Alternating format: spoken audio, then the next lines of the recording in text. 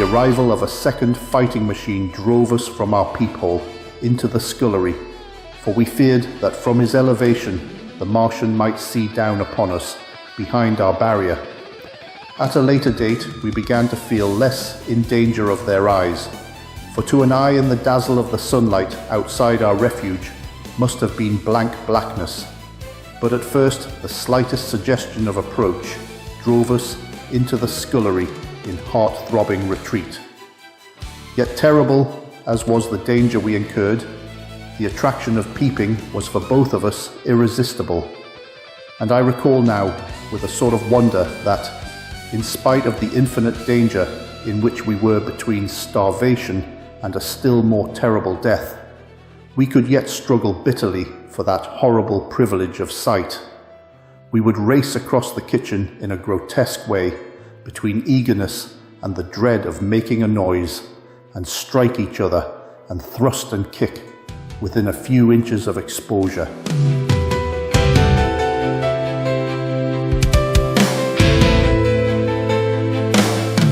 The fact is that we had absolutely incompatible dispositions and habits of thought and action, and our danger and isolation only accentuated the incompatibility. At Halliford, I had already come to hate the curate's trick of helpless exclamation, his stupid rigidity of mind. His endless muttering monologue vitiated every effort I made to think out a line of action, and drove me at times, thus pent up and intensified, almost to the verge of craziness.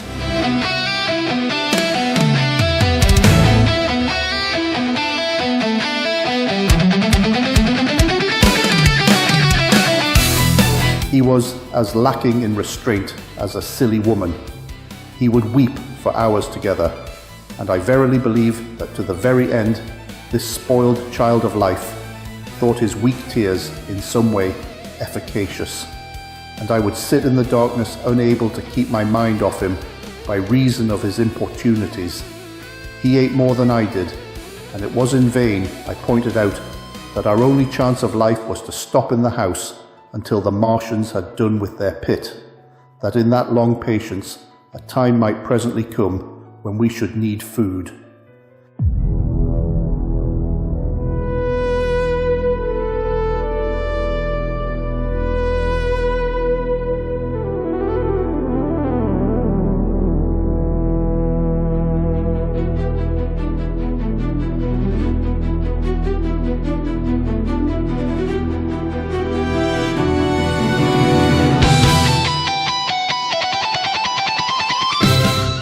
He ate and drank impulsively in heavy meals at long intervals. He slept little. As the days wore on, his utter carelessness of any consideration so intensified our distress and danger that I had, much as I loathed doing it, to resort to threats, and at last to blows.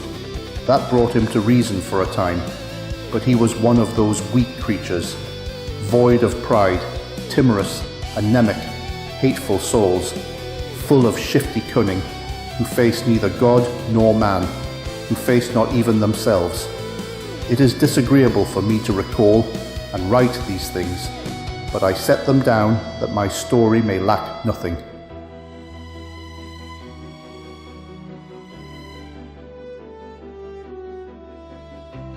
Those who have escaped the dark and terrible aspects of life will find my brutality, my flash of rage in our final tragedy, easy enough to blame, for they know what is wrong as well as any, but not what is possible to tortured men. But those who have been under the shadow, who have gone down at last to elemental things, will have a wider charity. And while within we fought out our dark, dim contest of whispers, snatched food and drink, and gripping hands and blows, without, in the pitiless sunlight of that terrible June, was the strange wonder, the unfamiliar routine of the Martians in the pit. Let me return to those first new experiences of mine. After a long time I ventured back to the peephole to find that the newcomers had been reinforced by the occupants of no fewer than 3 of the fighting machines. These last had brought with them certain fresh appliances that stood in an orderly manner about the cylinder. The second handling machine was now completed and was busied in serving one of the novel contrivances the big machine had brought. This was a body resembling a milk can in its general form, above which oscillated a pear-shaped receptacle, and from which a stream of white powder flowed into a circular basin below.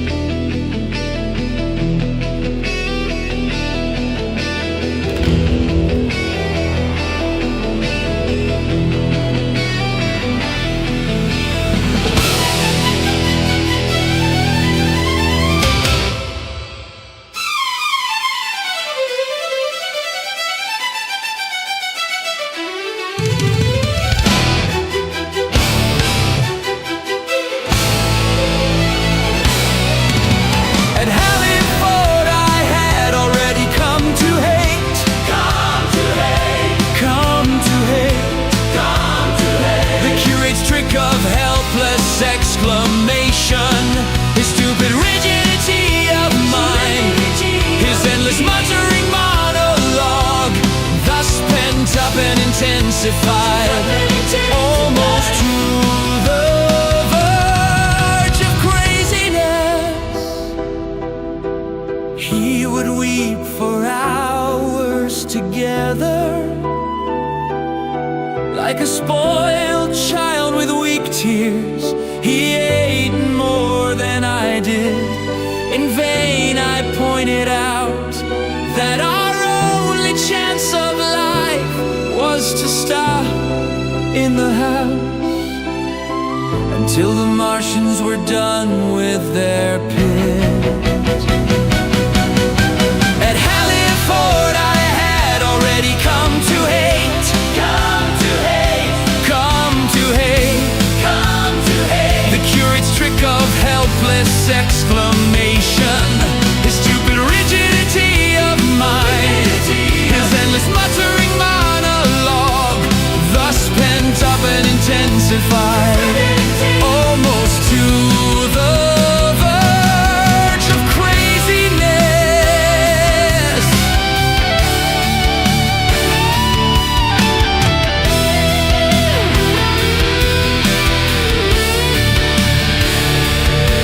As the days wore on, his utter carelessness of any consideration so intensified our distress and danger that I had, much as I loathed doing it, to resort to threats and at last to blows. At Halliford I had already come to hate, come to hate, come to hate, come to hate. The curate's trick of helpless exclamation, his stupid rigidity of mind, his endless muttering monologue, thus pent up and intensified, almost to the verge of craziness.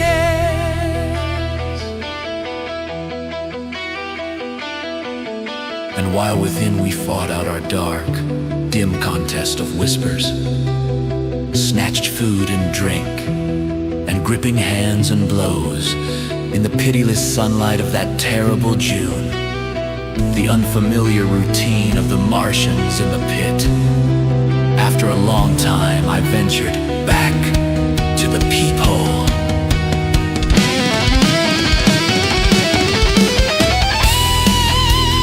The oscillatory motion was imparted to this by one tentacle of the handling machine. With two spatulate hands, the handling machine was digging out and flinging masses of clay into the pear-shaped receptacle above, while with another arm it periodically opened a door and removed rusty and blackened clinkers from the middle part of the machine. At Halliford I had already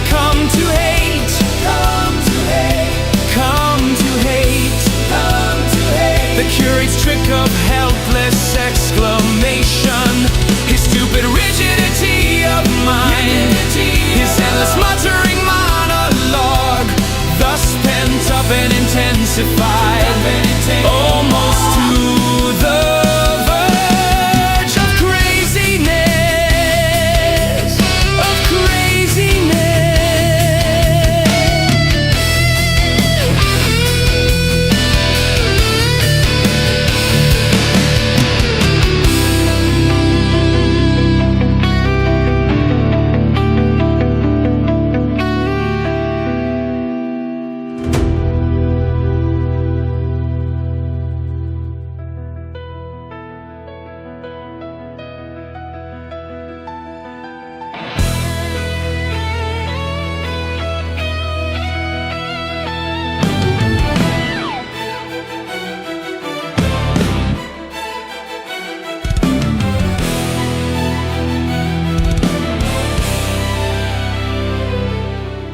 Another steely tentacle directed the powder from the basin along a ribbed channel towards some receiver that was hidden from me by the mound of bluish dust.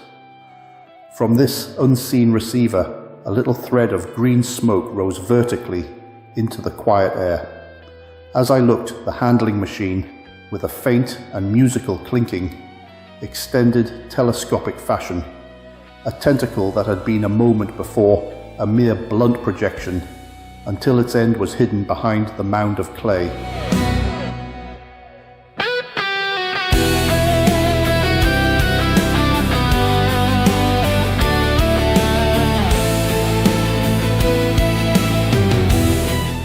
In another second, it had lifted a bar of white aluminium into sight, untarnished as yet, and shining dazzlingly, and deposited it in a growing stack of bars that stood at the side of the pit. Between sunset and starlight, this dexterous machine must have made more than 100 such bars out of the crude clay, and the mound of bluish dust rose steadily until it topped the side of the pit. The contrast between the swift and complex movements of these contrivances and the inert, panting clumsiness of their masters was acute, and for days I had to tell myself repeatedly that these latter were indeed the living of the two things.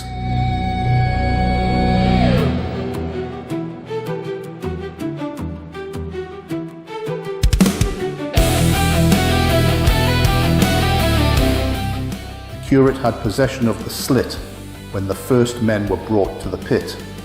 I was sitting below, huddled up, listening with all my ears. He made a sudden movement backward, and I, fearful that we were observed, crouched in a spasm of terror. He came sliding down the rubbish and crept beside me in the darkness, inarticulate, gesticulating, and for a moment I shared his panic. His gesture suggested a resignation of the slit, and after a little while my curiosity gave me courage, and I rose up, stepped across him, and clambered up to it.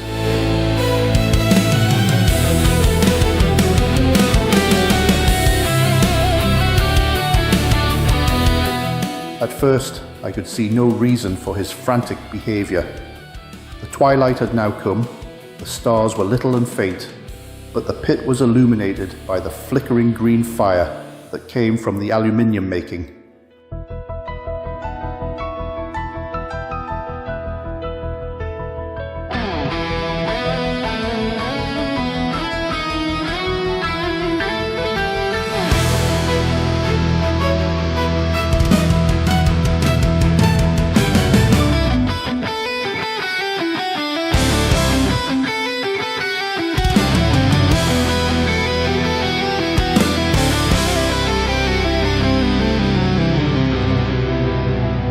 The whole picture was a flickering scheme of green gleams and shifting rusty black shadows, strangely trying to the eyes.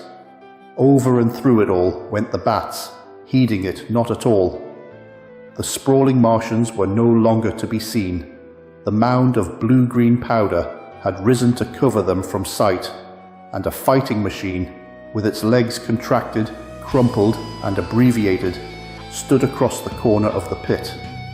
And then, amid the clangor of the machinery, came a drifting suspicion of human voices that I entertained at first only to dismiss. I crouched, watching this fighting machine closely, satisfying myself now for the first time that the hood did indeed contain a Martian.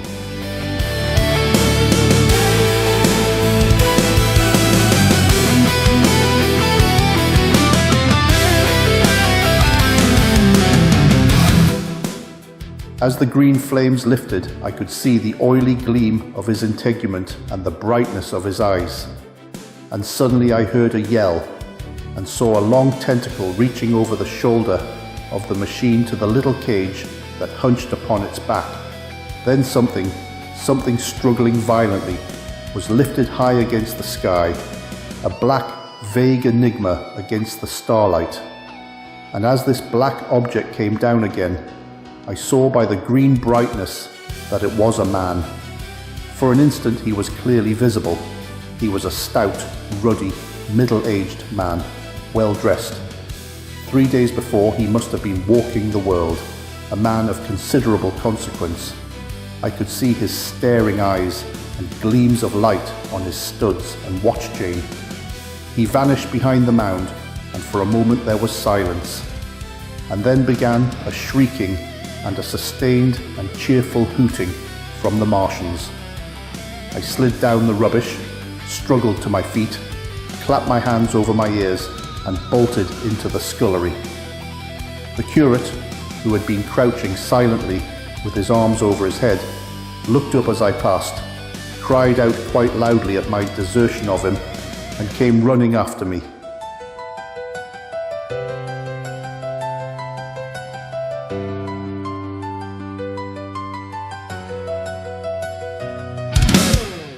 That night, as we lurked in the scullery, balanced between our horror and the terrible fascination this peeping had, although I felt an urgent need of action, I tried in vain to conceive some plan of escape.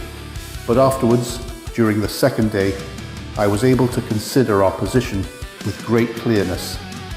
The curate, I found, was quite incapable of discussion. This new and culminating atrocity had robbed him of all vestiges of reason or forethought.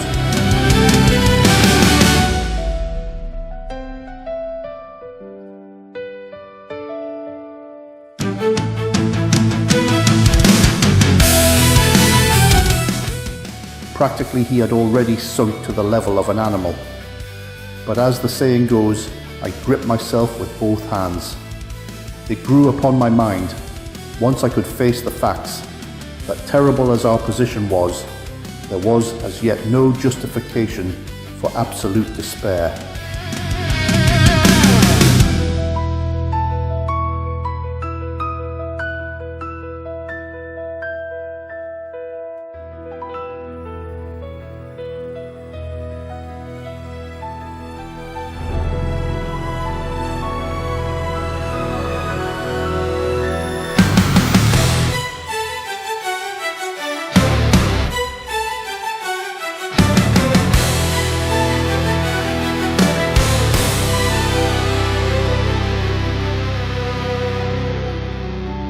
The oscillatory motion was imparted to this by one tentacle of the handling machine. With two spatulate hands, the handling machine was digging out and flinging masses of clay into the pear-shaped receptacle.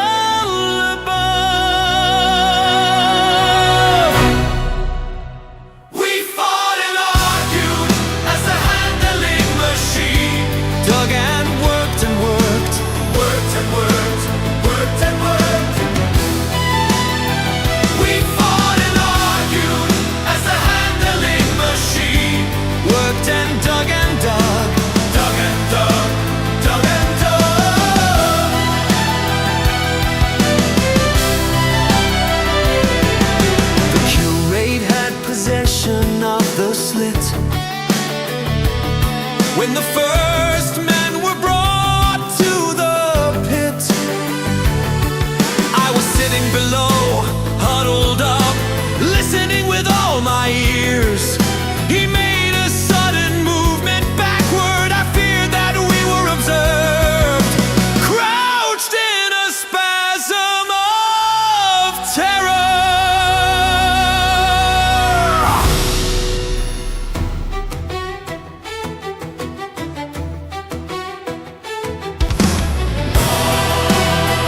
Our chief chance lay in the possibility of the Martians making the pit nothing more than a temporary encampment, or even if they kept it permanently, they might not consider it necessary to guard it, and a chance of escape might be afforded us.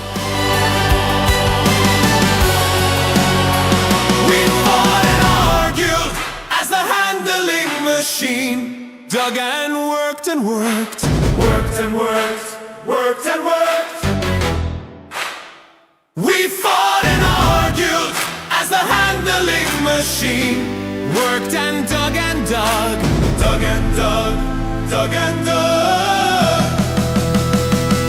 He came sliding down the rubbish and crept beside me in the darkness, inarticulate, gesticulating, and for a moment I shared his panic. His gesture suggested a resignation of the slit, and after a little while my curiosity gave me courage.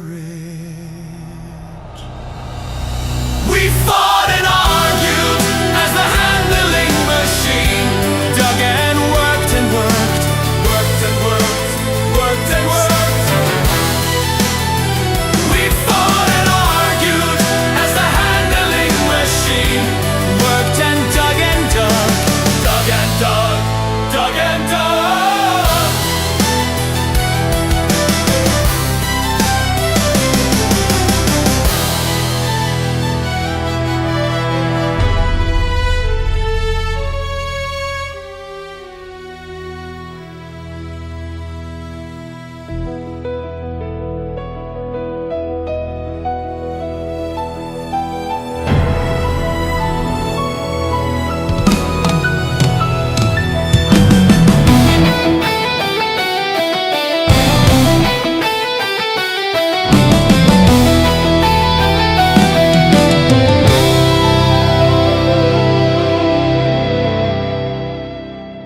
I also weighed very carefully the possibility of our digging a way out in a direction away from the pit, but the chances of our emerging within sight of some sentinel fighting machine seemed at first too great, and I should have had to do all the digging myself.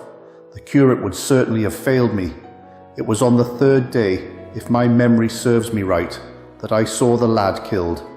It was the only occasion on which I actually saw the Martians feed. After that experience, I avoided the hole in the wall for the better part of a day.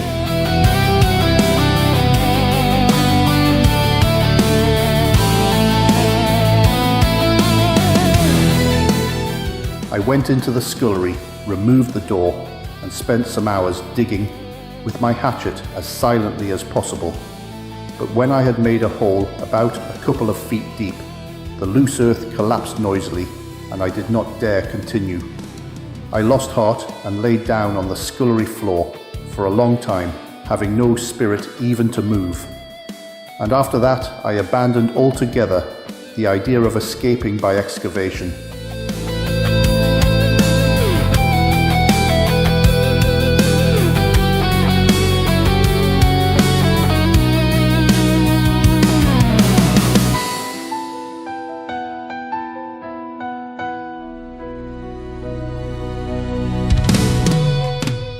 It says much for the impression the Martians had made upon me that at first I entertained little or no hope of our escape being brought about by their overthrow through any human effort.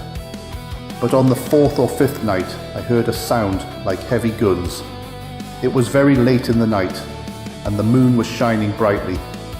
The Martians had taken away the excavating machine, and save for a fighting machine that stood in the remoter bank of the pit, and a handling machine that was buried out of my sight in a corner of the pit, immediately beneath my peephole. The place was deserted by them. Except for the pale glow from the handling machine and the bars and patches of white moonlight, the pit was in darkness, and, except for the clinking of the handling machine, quite still.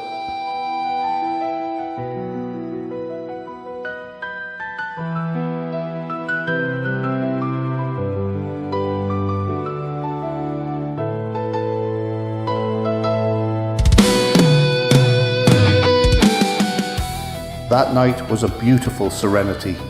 Save for one planet, the moon seemed to have the sky to herself. I heard a dog howling, and that familiar sound it was that made me listen. Then I heard quite distinctly a booming, exactly like the sound of great guns. 6 distinct reports I counted, and after a long interval, 6 again. And that was all.